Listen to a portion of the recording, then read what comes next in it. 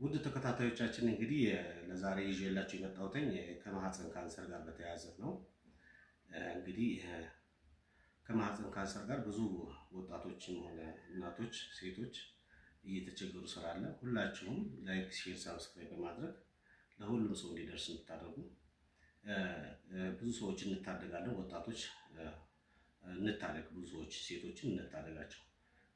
ማህፀን ካንሰር እንግዲህ ብዙ አይነት የማህፀን ካንሰር አለና የማህፀን የግድግዳ ካንሰር አለ። ኦቫሪያል ካንሰር ወይም ምንለው የእንቁላል ማምረቻ ላይ የሚከሰት ካንሰር አለ። የማህፀን በር ላይ የሚከሰት ካንሰር አለ። እጢም አለ። ከካንሰር ውጪ እጢ አለ። ያ እጢው ካንሰር ማለት አይደለም፣ ግን አብዛኛው ጊዜ ዛሬ ላወራላችሁ የፈለኩት ከካንሰር ጋር የተያያዘ ነው። የትኛውም ቦታ ላይ ሊሆን ይችላል። ካንሰር የመጣው ማህፀን ላይ በየትኛውም አይነት ቦታ ላይ ቢሆንም ካንሰር ነው እና ካንሰር እንደ ጡት ካንሰር እንዳብራራሁላችሁ የሚሰራጭ አይነት ካንሰር እና የማይሰራጭ አይነት ካንሰር አለ እና ማህፀን ላይ ብዙውን ጊዜ ሊከሰት የሚችለው ይሄ ካንሰር መውለድ ያቆሙ ሴቶች አብዛኛውን ጊዜ ከ45 ዓመት በላይ ለሆኑ ሴቶች ይከሰታል። በብዛት ሊከሰት የሚችሉት መውለድ ያቆሙ ሴቶች ወይም ፔሪድ ማየት ያቆመ ሴት ላይ ይከሰታል አብዛኛውን ጊዜ እና በየትኛውም ቦታ ይከሰት፣ ከማህፀን በር ላይ ይከሰት፣ የማህፀን ግድግዳ ቢሆን እንቁላል ማምረቻ ቦታ ላይ ይከሰት፣ ያ ነገር ሲከሰት ምልክቶች አሉት። ምልክቶቹ እንግዲህ ከእምብርት በታች ከፍተኛ የሆነ ህመም ይሰማል፣ የህመም ስሜት። ሁለተኛ ደግሞ ሽንት ቶሎ ለመሽናት አንድ ሴት ለመሽናት ስትል ከፍተኛ የሆነ ህመም፣ ሽንት በመሽናበት ሰዓት ላይ ከፍተኛ የሆነ ህመም፣ የወገብ ህመም፣ ከኋላ የወገብ ህመም ላይ ከፍተኛ የሆነ ህመም ይሰማታል። ሁለተኛ ደግሞ ፔሪየድ ማየት ያቆመች ከ45 ዓመት በላይ የሆነ ሴት ልጅ ከሆነ ልክ እንደ ፔሪየድ የሚፈሳት ፈሳሽ አለ። ከ45 ዓመት ወር አበባ ማየት ያቆመች ሴት ልጅ ልክ እንደ ወር አበባ አይነት የደም ፈሳሽ የምታይ ከሆነ የካንሰር ምልክት ስለሆነ ወደ ህክምና ቦታ መሄድ፣ ወደ ህክምና ቦታ ሄዳችሁ ማጣራት።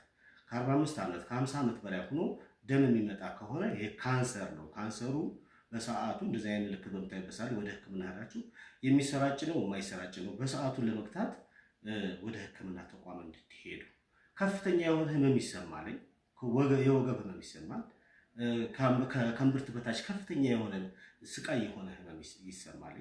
ሁለተኛ ደግሞ ከ45 ዓመት በታች ላሉ ወይ ሴቶች የማህፀን ካንሰር ምልክቶች ፔሪየድ ድሮ ከምታዩት ፔሪየድ ለየት ያለ ብዛት ያለው ደም መፍሰስ።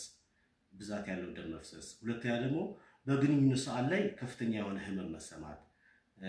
በግንኙነት ሰዓት ላይ ደግሞ ፔሪየድ በሌለበት ሰዓት ላይ ግንኙነት በሚደረግበት ሰዓት ላይ ደም መምጣት። ፔሪየድ ነው መምጣት ያለበት፣ ሰዓቱን ጠብቆ ከሴት ልጅ ላይ መምጣት ያለበት ፔሪየድ ነው። ሰዓቱን ጠብቆ በ28 ቀኑ የሚመጣው ፔሪየድ ነው። ፔሪየድ በሌለበት ሰዓት ላይ ግንኙነት ሲደረግ ደም የሚታይ ከሆነ ደም የሚመጣ ከሆነ ካንሰር፣ የማህፀን ካንሰር ሊኖር ይችላል። ምልክት ነው፣ የካንሰር ምልክት ነው እና በግንኙነት ሰዓት ላይ ህመም፣ ከፍተኛ የሆነ ህመም የሚሰማ ከሆነ ደም በግንኙነት ሰዓት ላይ የሚመጣ ከሆነ የማህፀን ፈሳሽ ለየት ያለ ከድሮ ለየት ያለ ፈሳሽ የሚመጣ ከሆነ ጠረን፣ ለየት ያለ ጠረን፣ ሽታ ያለው ፈሳሽ በግንኙነት ሰዓት ላይ ራሱ ለየት ያለ ጠረን የሚሰማ ከሆነ እነዚህ ነገሮች ለካንሰር፣ የማህፀን ካንሰር ምልክቶች ናቸው እና እንደዚህ አይነት ነገሮች በሚመጡበት ሰዓት ላይ ቶሎ ወደ ህክምና ተቋም ሂዶ ያ ነገር ካንሰር ነው፣ ካንሰሩም ሆኖ የት ቦታ ነው ያለው፣ መገታት አለበት፣ የሚቻልበት ደረጃ ላይ ነው ያለው ወይስ ተስፋፍቷል የሚለውን ነገር በህክምና ቶሎ ወደ ህክምና ተሄዶ የካንሰሩን አይነት መለየት ያስፈልጋል። ሴቶች ማህፀን ጋር በተያያዘ ምንም አይነት ህመም ሲሰማ እፍረትም አያስፈልግም። ምንም ያሳፍር ነገር የለም።